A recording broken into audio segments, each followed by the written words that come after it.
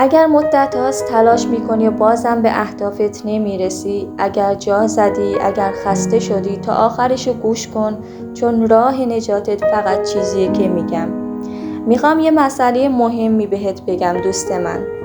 شاید فکر کنی که تمام این مدت در مورد هدفت اشتباه میکردی و هدفت چیزی نیست که میخواستی، یا شاید هم فکر میکنی که تو آدم این کار نیستی یا عرضه رسیدن بهشون نداری.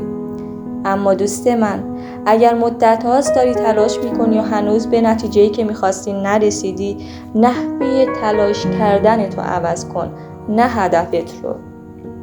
مبادا جا بزنی، مبادا کم بیاری، چون فرق آدم‌های موفق با بقیه در همینه.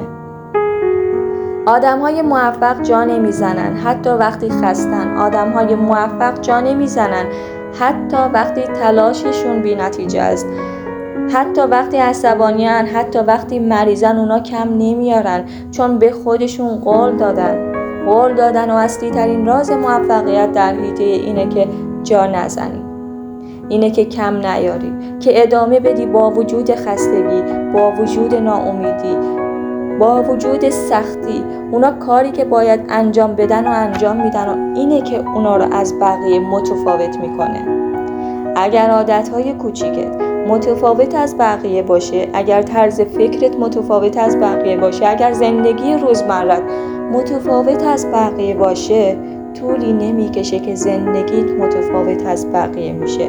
فقط و فقط باید بدونی باید به چی برسی و بعد عزمتو جزم کنی و تمام تلاشتو بکنی. راحت نیست، اصلا راحت نیست.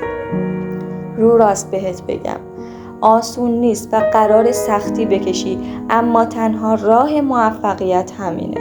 هیچ کس بهت باور نداره، هیچ کس بهت ایمان نداره، هیچ کس یقین نداره که تو میتونی از پس هر چیزی بر بیای. مهمم نیست، فقط کافیه خودت به خودت باور داشته باشی. همین کافیه برای اینکه به چیزی که میخوای برسی. و بعد اینجاست که بقیه آروم آروم باورت میکنن.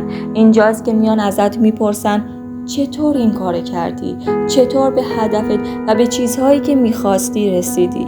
اونجاست که یک لبخند میزنی و میگی وقتی هیچ کس باورم نداشت، من خودم به خودم ایمان داشتم.